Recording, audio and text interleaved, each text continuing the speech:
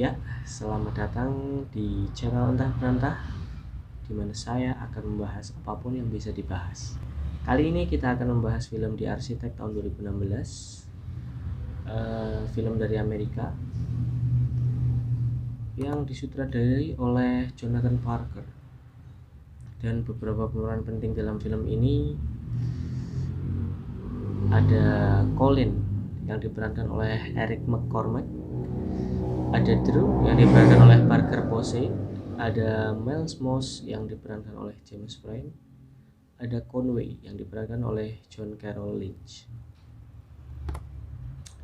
Sinopsis film ini: ketika sepasang suami istri berencana membangun rumah impian mereka meminta jasa seorang visionary modernis arsitek dengan ide-idenya yang melambung hanya dapat ditandingi oleh egonya. Sang wanita terhanyut oleh seniman kreatif dan ambisius yang kepribadiannya sangat kontras dengan suaminya yang praktis. Sang wanita begitu terpesona sehingga dia hampir tidak menyadari bahwa sang arsitek sedang membangun rumah impiannya sendiri.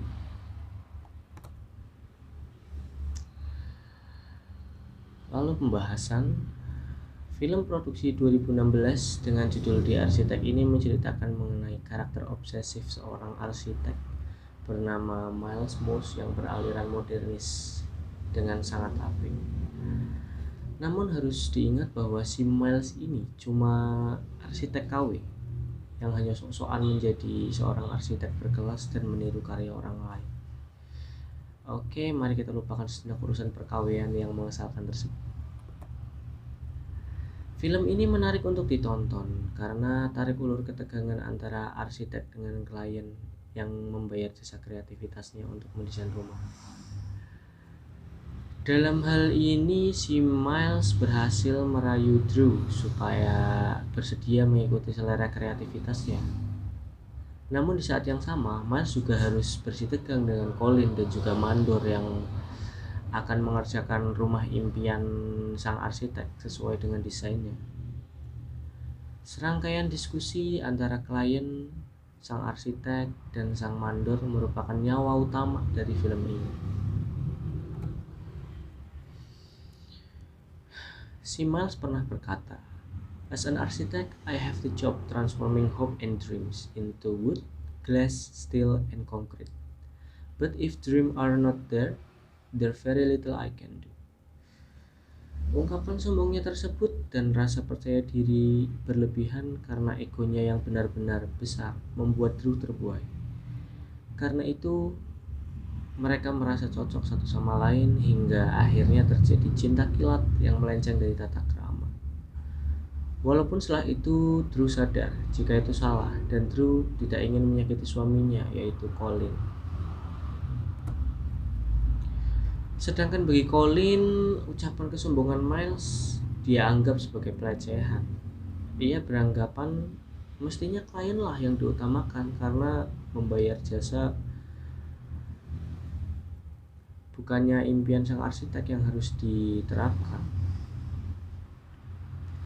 Konflik antara Miles dan Colin juga perang ide antara Drew dan Colin menjadi nafas dari The Architect dan menjadikan kita bertanya-tanya, harus berpihak kepada siapa?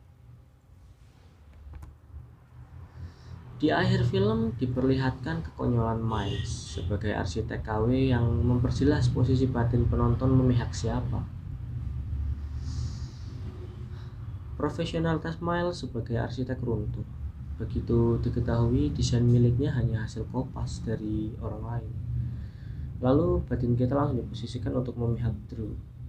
Pada akhirnya Drew menentang gagasan Miles, kemudian mengecat rumah berbahan titanium dengan warna-warni karena itu adalah hal yang selalu ditentang oleh Miles.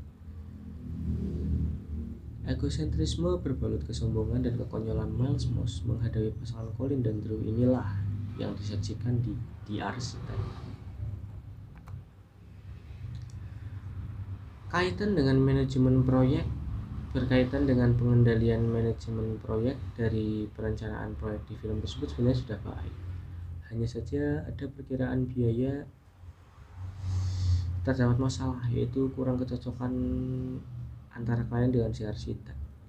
yang pada awalnya mereka sudah mencapai kesepakatan, tetapi di pertengahan pembangunan si klien merasa bahwa biaya yang dikeluarkan semakin besar, tidak sesuai dengan perjanjian di awal, sehingga mempengaruhi persiapan anggaran pengendalian.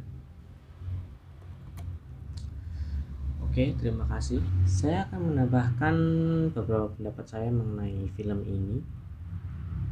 Menurut saya film ini sangat worth it untuk ditonton, dikarenakan walaupun di awal cerita film ini akan terasa membosankan, tapi di pertengahan cerita mulai terdapat konflik-konflik yang yang begitu hebat antara karakter, baik itu Colin dengan Drew, ataupun Colin dengan sang arsitek, ataupun Drew dengan sang arsitek, dan juga si arsitek dengan si kontraktor pembangunan. Debat antara Drew dan Colin juga tidak dapat dihindarkan di cerita ini. Dengan Drew yang terhasut oleh kata-kata selangit Miles Moss benar-benar bikin gregetan juga.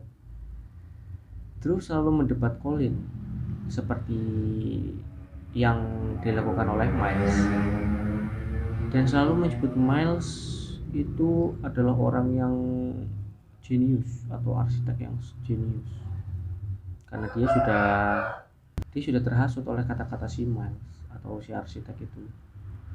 Dan egoisme yang dimiliki sang arsitek benar-benar bikin gregetan juga. Walaupun pada awal cerita pasti banyak penonton yang mendukung si arsitek ini, ya termasuk saya juga awalnya juga mendukung sang arsitek ini karena kata-kata yang begitu wow. Tapi ketika menuju pertengahan hingga akhir pasti mulai ada rasa-rasa muak dengan keegoisannya si arsitek ini. Ending dari cerita ini masuk ke dalam kategori happy ending. Drew dan Colin berhidup bahagia bersama anaknya yang telah lahir. Sementara Miles tidak diperlihatkan kejadian setelah pembangunan tersebut. Ego dan kesombongan dan kreativitas palsu membawamu ke kehancuran. Jangan terlalu percaya dengan orang yang baru dikenal, apalagi sampai terlalu fanatik terhadapnya. Sebelum kita tahu sifat asli seseorang, bertingkahlah sewajarnya. Sebab itu lebih bijaksana ketimbang kita terlalu percaya dan berakhir dikhianati. Ya, mungkin sekian dulu untuk video kali ini. Bila terdapat salah kata atau salah tingkah laku, mohon dimaafkan. Jika selesai menonton, jangan lupa tinggalkan like dan komen. Siapa tahu ada video baru lagi, ya kan? Semoga sehat selalu dan sampai jumpa.